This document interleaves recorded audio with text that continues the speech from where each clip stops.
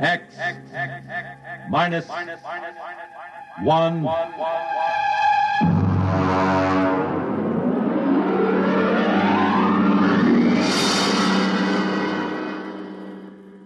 Tonight's story, A Pail of Air, by Fritz Leiber.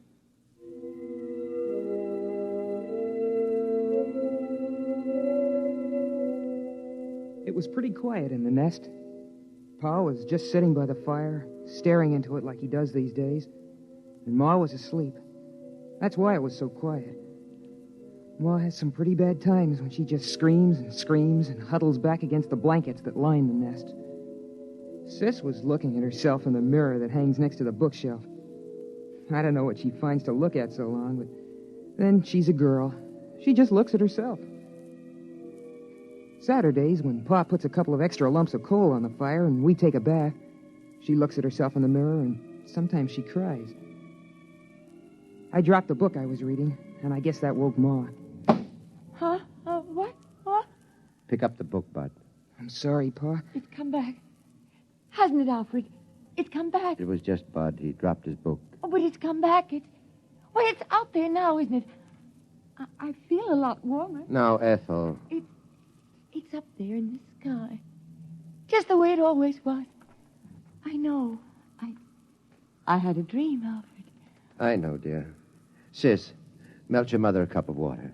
I'm combing my hair. Sis. Oh, all right. I've got to get up.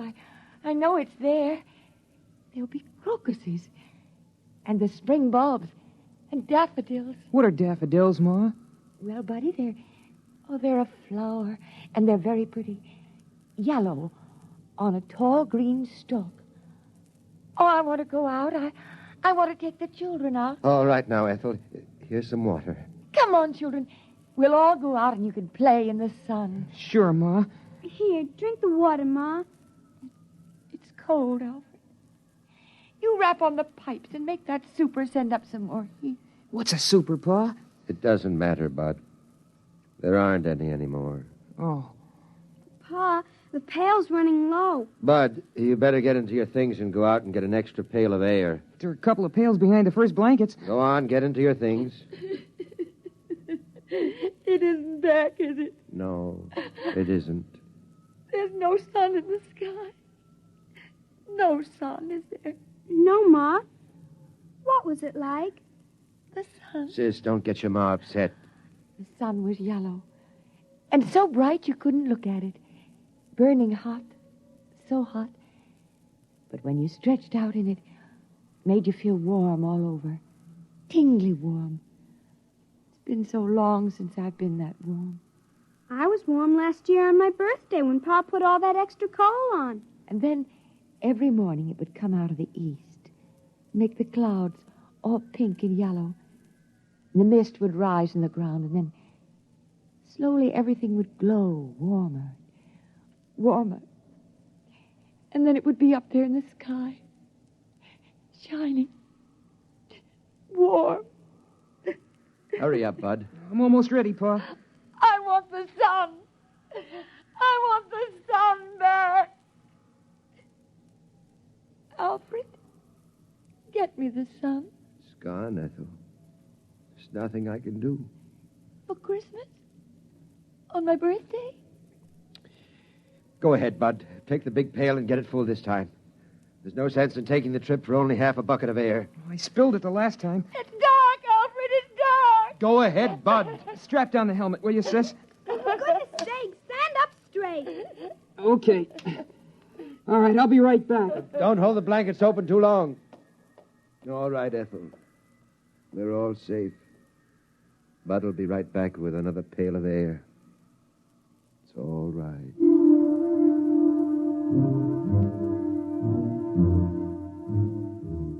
I went through the 30 or so blankets that Pa hung up to slow down the air escaping from the nest. Of course, I knew the way.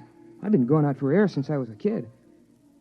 Still, I get a funny, crawly feeling every time I go out of the nest. You gotta go up to the 5th floor, which is just above the blanket of frozen air. You see, when the earth got cold, all the water in the air froze first and made a blanket about 10 feet thick or so. And then down on top of that dropped all the crystals of frozen air, making another blanket 60 or 70 feet thick. I came out of the window we use on the 5th floor and started to scoop up the air into my pail. I had it about full. Boy, my fingers are getting pretty cold when I saw something.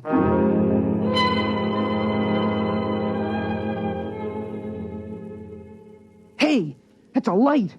Oh, darn it, I kicked over the bucket. Oh, there can't be a light. Not moving around in a window like that. There can't be. Ma and Pa and Sis are back in the nest. I'm up here, and there can't be anyone else. Everybody on Earth is dead except us.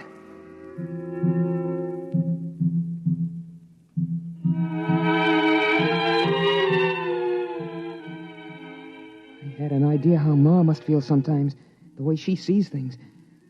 But there it was, moving around in the building across the way. I stood there shaking, and I almost froze my feet.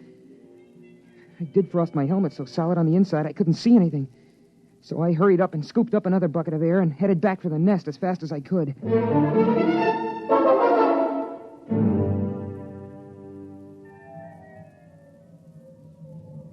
Pa, I saw something. Go on, hang those outside clothes up by the fire. Phew. Pa, I saw something, I did. Your mother's quiet now. Don't upset her. Pa, it was a light. Wait till I get this air next to the fire. Give me the cloth, Sis. Shall I put another lump of coal on, Pa? No. The oxygen from this bucket will get the fire up when it begins to melt. There. Pa, I'm trying to tell you, I saw something up there. Light. There's lots of lights. Stars. I know what stars look like, Dopey. They're big, steady white lights in the sky. This was down here in a building. What is it? Alfred, what is it? Nothing, Ethel. Now, what is this, Bud? Well, first I thought it was a lady, a young lady. I mean it. Like in one of those old magazines. I thought I saw it in a window. But then all I saw was a light. You watched it for some time, son? Long enough for it to pass 5 windows and go to the next floor. And it didn't look like stray electricity? No, Pa, I know what that looks like. Or a star refracted through an icicle? Sometimes if you catch it at the right angle, it... Pa, honest, I never saw anything like it before. All right. I'll go out with you and you show me. No, Alfred. You can't go and leave us alone, not both of you. It's all right. We'll be right back. Here's your helmet, Pa. There's something out there. I've always known there was something out there waiting to get us. Hand me my glove. Something that's part of the cold, hates all warmth, wants to destroy the nest. Been watching us all this time. Now it's coming after us, and it'll get you, and then it'll come for me. Oh, don't go. Alfred, please don't go. Everything will be all right. Now, Sis. Yes, Pa? You come watch the fire. Keep an eye on that air, too. If it gets too low or doesn't seem to be boiling fast enough, get another bucket behind the blanket. Alfred, don't go. I'll take care of it, Pa. Could there really be anybody out there? I don't see how. We heard the last radio voices a year before Bud was born. There hasn't been anything since then. Then what could it be? I don't know. Probably just a reflection. An ice crystal cracking. Come on, Bud. Get your helmet on.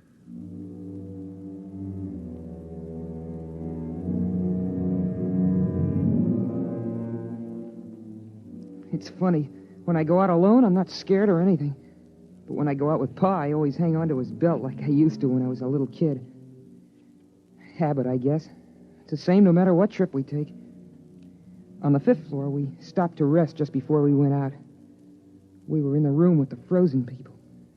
The lady sitting looking at the door. The man holding his hands over that funny metal thing Pa calls a radiator. It was like a fire, I guess, but I don't see any place for the coal. We put our helmets together so we could talk. Catch your breath, son. Pa, would it be possible... for any of the frozen people to come to life? Like the ones down in the basement around the furnace when we go for water? No, they're dead. They were caught too quickly when it happened. Oh, Pa, how do we know we're the only ones? We don't, but... Well, there's a feeling you get. Because it's always night. There used to be some of that feeling every night in the old days. But the sun chased it away every morning. You wouldn't know about that. You weren't born when the dark star pulled us away from the sun. You wouldn't know unless you'd seen the sun. I've seen the sun. It's that big star at the end of the Big Dipper. I've seen it. It isn't the same. Come on. We're wasting time.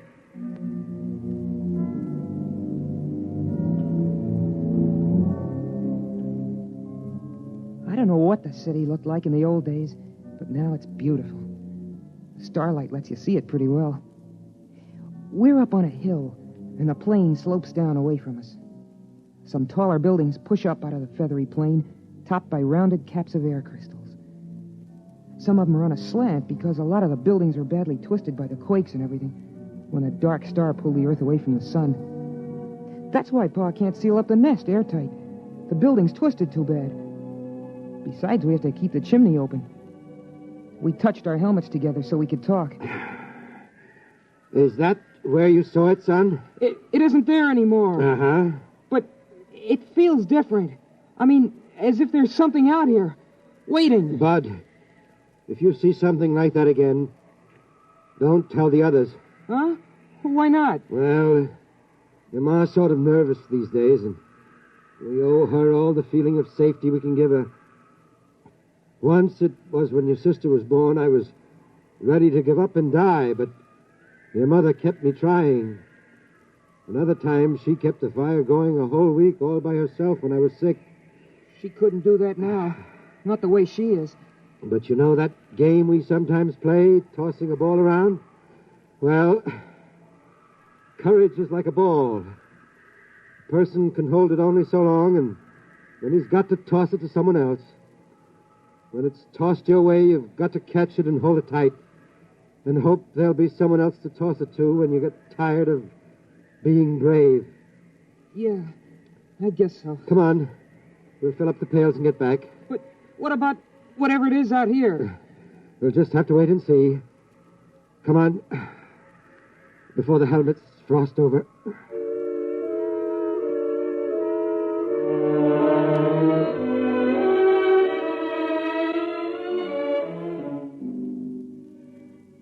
It's pretty hard to hide your feelings in the nest. I mean, there's just room for the four of us. The blanket overhead just touches when Pa stands up straight. The floor's all covered with thick, woolly rugs. Pa says it's inside a much bigger room, but I've never seen the real walls or ceiling. Well, anyway, Pa laughed and kidded about what I'd seen. He said I had an imagination, but we could tell he took it serious. It was Sunday morning by the clocks that Pa kept all wound up on the shelf. So it was time for the story. We all sat around in a circle the way we always do. Except I noticed that Pa casually took a hammer from the shelf and put it beside him. I always liked the story. Of course, Sis and I know it by heart by now. I mean, every Sunday since we were kids. But every once in a while, Pa surprises us by telling it a little different. Or throwing in some extras. It starts out with a song.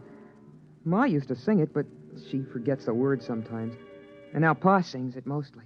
Oh, beautiful for spacious skies, for amber waves of grain, thy purple mountain majesties above the fruited plain. Of course, the words don't mean anything. I mean, the skies are spacious enough, but there aren't any waves of grain, and the plain is all covered with a blanket of frozen air. But it's part of the story ceremony, and Pa likes it. He says it reminds him of the old days. After the song, Pa starts the story. In the days of my youth, the sun hung above, golden and warm, and the earth was fruitful and multiplied, and the fields were green, and the day was glorious, and the wind blew across the hilltops, and air was free and good to breathe.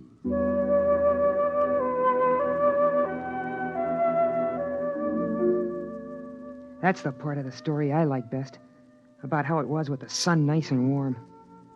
It's hard to believe all those people living without having to worry about cold and air, never waking up sweating and screaming because you dreamed the fire went out. It's impossible to believe, but Pa was a good storyteller, and he made it seem real. And then the dark star came rushing out of space. In the beginning, they tried to keep the news from the people, but when the floods and the earthquakes started, the truth came out. At first, they thought the dark star would hit the sun, and then they were afraid it would strike the earth itself. But it didn't. It only came close.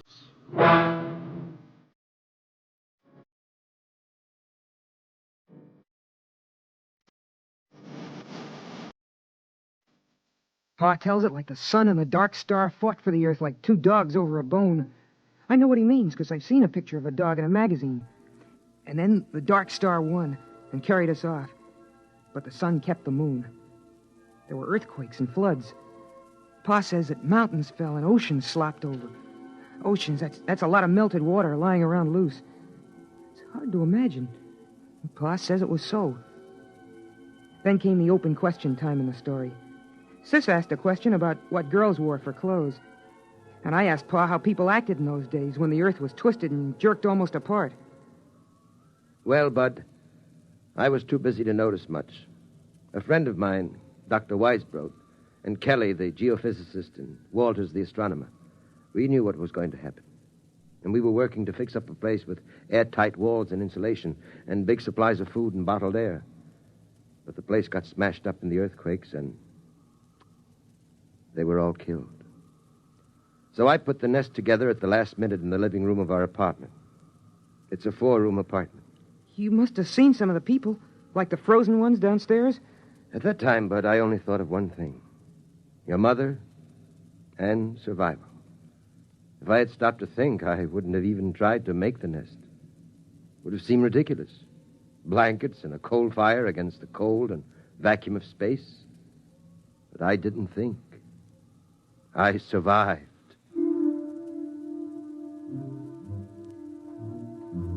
I wasn't listening carefully as Pa went on about the building of the nest. I kept thinking about something else. About that light I'd seen outside. I kept asking myself, what if the frozen people were coming to life? What if they were like the liquid helium that crawls toward heat when it should be frozen solid? What if something were coming from the dark star to get us? Something making the frozen people move, not by themselves. That would fit with what I'd seen. A young lady's face and the moving light. I sat there and shivered, thinking of the frozen people with minds from the dark star creeping, crawling, snuffing their way, following the heat to the nest. And then, over from beyond the blankets, I thought I heard a tiny noise.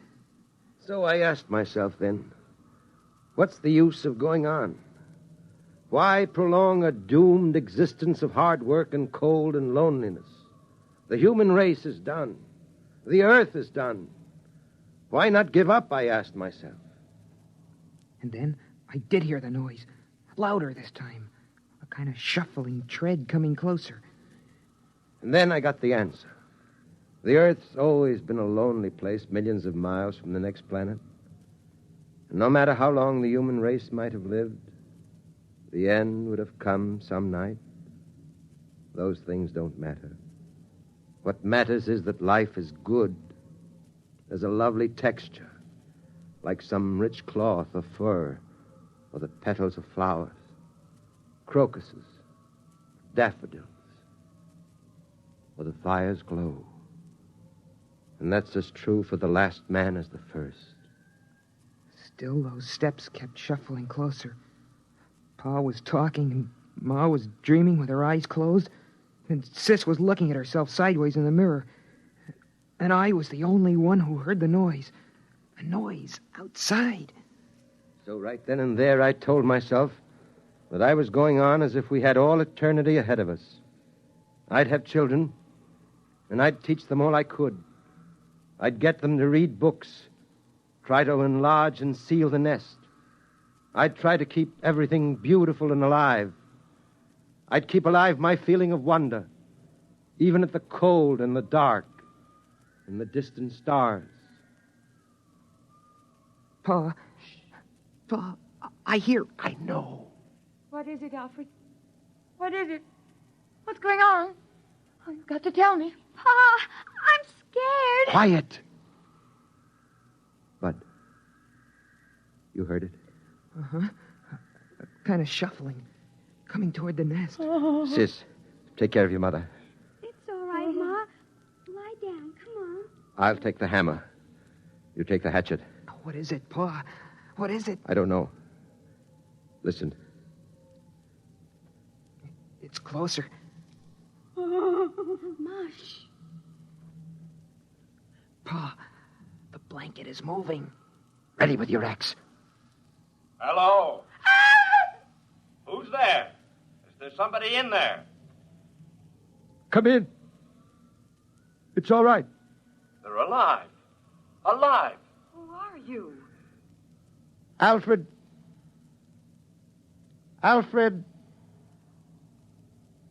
Hutchinson. Dr. Alfred Hutchinson. You can take off your helmets in here. But the air. We have air. We bring it in pails. Come on, Ralph. Let's take off our helmets. It's impossible. Where are you from? We thought we were the only ones. Los Alamos. The nuclear laboratory. Yes, that's right. We get our power from the reactor, using the stockpile of bombs for fuel. Then there are others. There are other men. There are other men. Pa, is it all right? Should I put the axe down? Yes, it's all right. You can put it down. You mean you come from another nest? It's a little bigger than this. We've got a small airtight city with airlocks. We generate our electricity, food from hydroponics. I can't believe it. I can't. I can't believe this.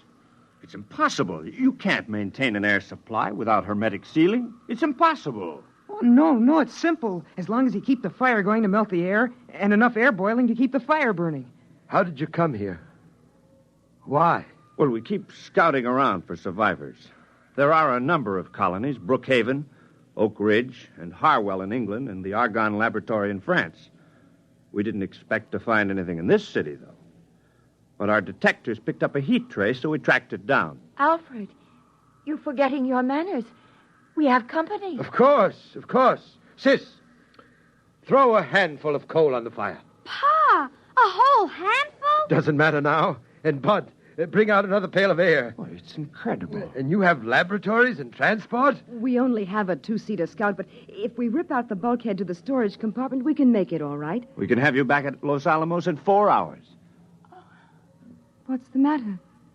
I guess we really hadn't thought about it that way.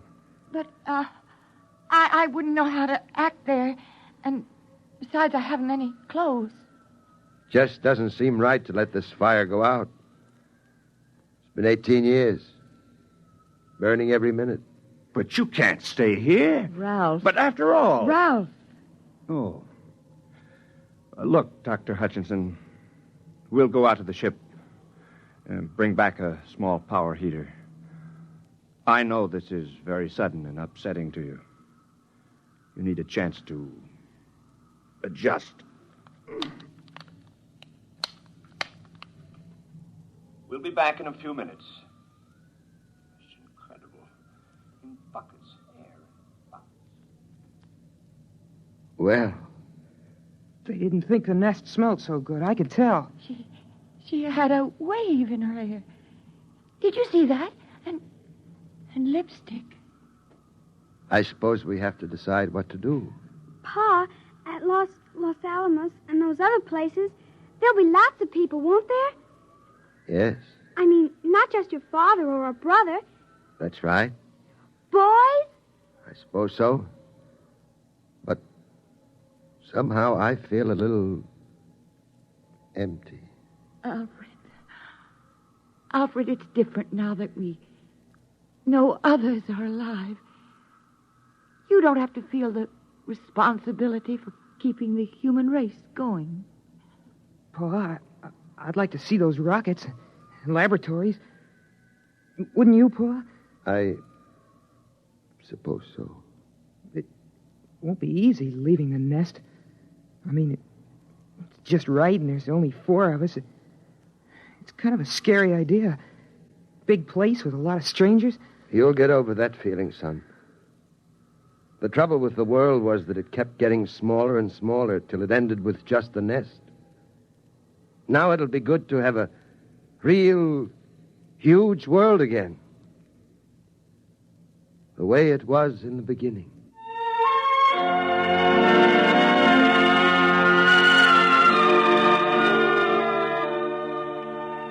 And so we're going to leave the nest in the morning. By Pa's clocks. We've got the power heater going now. Seems funny to be this warm when it isn't Christmas or somebody's birthday. But still, it's hard for me to realize that this is the last time I'll go out of the nest, through all the blankets, to get a pail of air.